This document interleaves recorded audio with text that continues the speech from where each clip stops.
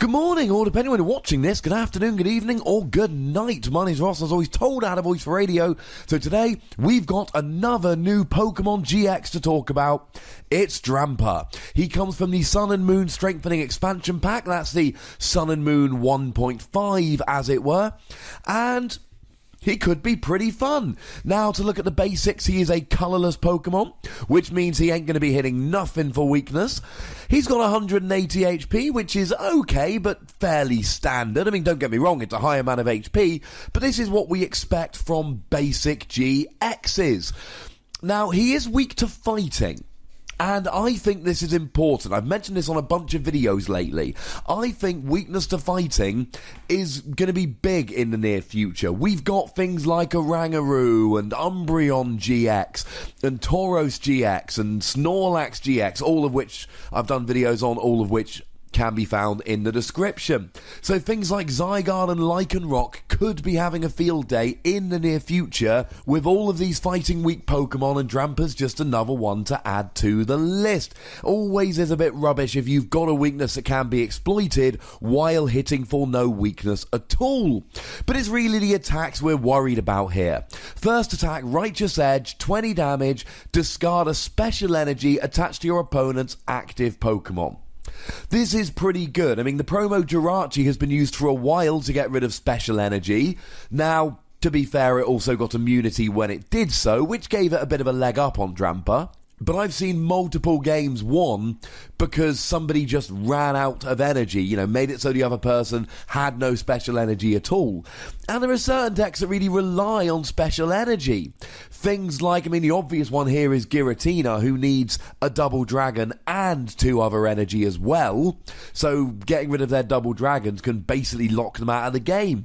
But there's things like Raichu and Rayquaza that really rely on that double colourless energy themselves.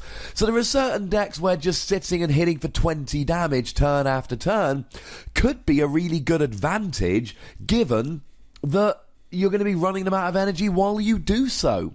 Now, the fact that it's a basic Pokemon means that you can use Fighting Fury Belt. That will put Drampa up to 220 HP while adding 10 damage to each of its attacks. So here you'd actually be doing 30 damage.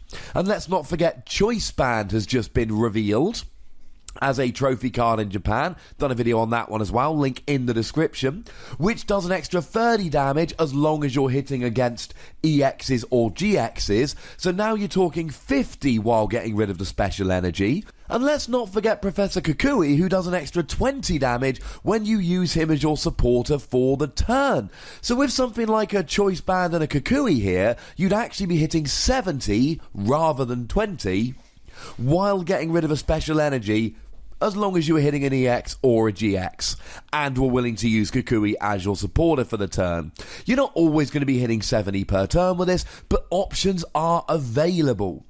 Now, the main attack here is Berserk. Free colourless, 80 damage. If you've got any bench Pokemon with damage counters on, you're now doing 150. Now this is where Choice Band really shines, ladies and gentlemen, because now, if you're hitting an EX or a GX, you're going to be hitting for 180, which just so happens to be about the amount of damage you need to do to KO EXs and GXs, or at least basic GXs. So the free energy cost here is not even that bad. He can use double colourless energy, and being a basic Max Elixir is in play here to add that third energy. So you could very realistically be hitting 180 on turn 2, turn 1 attach an energy, turn 2 attach another, as long as one of those is a double colourless, and get a Choice Band, but you can actually be hitting 180 on turn 1 here.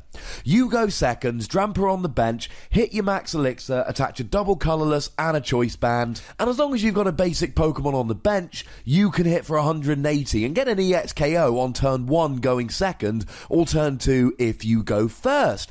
Now you might be thinking here, well, hang on a second, how am I going to get damage on my benched Pokemon? The easiest thing to use here at the moment until it rotates out is Team Magma's Secret Base. That's the most obvious one. If you put a non-Team Magma Pokemon from your hand onto your bench, you put 2 damage counters onto that Pokemon. Do that once, there you go. Now this is a bit of a combo. You need a bench Pokemon after you get Team Magma's base out, and you need to hit a max elixir and have a double colourless and a choice band. But this is absolutely possible. This could be an awful lot of fun, but you don't need to hit 180 on turn 1. It's nice if you can, but it's far from needed. Certainly as a turn 2 attack, this will be pretty good. Now, in terms of the GX attack, this is, well, there's two types of GX attacks. There's the Lycanroc Incineroar one-hit KO at some point during the game, or there's the, sometimes it's alright, but on the perfect turn, it will be amazing GX attacks. That's where this one falls. Shuffle your hand into your deck and draw 10 cards. That's right, ladies and gentlemen. Think of it like an N, except you're drawing 10 cards for yourself. Some people watching this will remember playing with the supporter card Colrus, and every time both players had a full bench, Colrus allowed you to shuffle and draw 10. It was always good. You hit what you wanted. Playing a Stage 2 deck, it's not unusual when you're getting 10 cards to get, a couple of rare candy and a couple of the Stage 2. You are likely to get what you need, and of course, you start your next turn with those 10 cards, and you can always play a supporter next turn to get anything you might have missed from those 10 cards. This is really, really good to set up, or in the late game, to go ahead and make sure you've got everything you need. This will set you up to win. Have you noticed the big downside yet?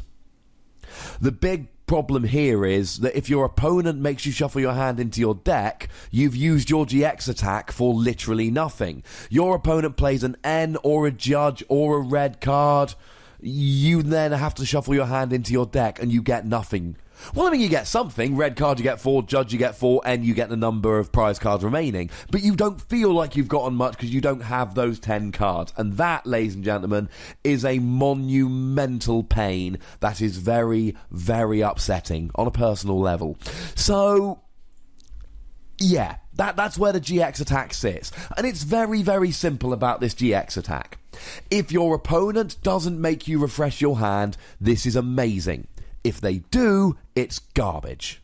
This could also be a spectacular attack on turn 1. Using this turn 1 to really get set up. I've seen some people talking about it as an alternative to Shaymin. If you could protect yourself from your opponent refreshing your hand, I would agree with that. In the same way you use Shaymin on turn 1 just to get yourself a couple extra cards to help yourself set up, this is what Great Revolution GX would do. But the fact that you are, at the mercy of your opponent here, I mean, if we're asking the question, can it replace Shaymin? The answer is no. No, it can't.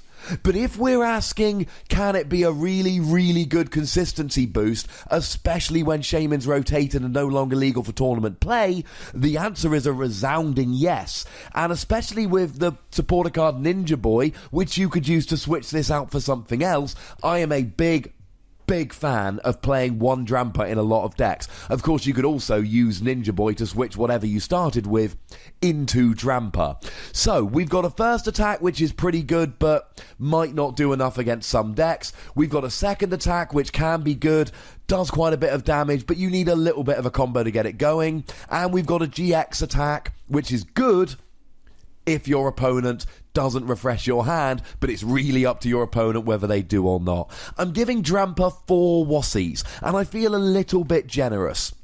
It's a kind of card which could be amazing or could be terrible, and it's not really in your hand, and that makes me a little bit sad. But I think this card is really going to find its niche when Shaymin rotates. Make sure you've got at least one of these bad boys in your binder. Now, you know the deal, ladies and gentlemen. There is a comment section. Go nuts. Be nice. There are buttons to both like this video and subscribe to this channel. Might I politely suggest you use them both? And you can find me on Twitter, as always, at The Wassie. The most important thing is to look after yourselves until next time. Thank you very much for watching. My name is Ross, and you've been watching PTCG Radio.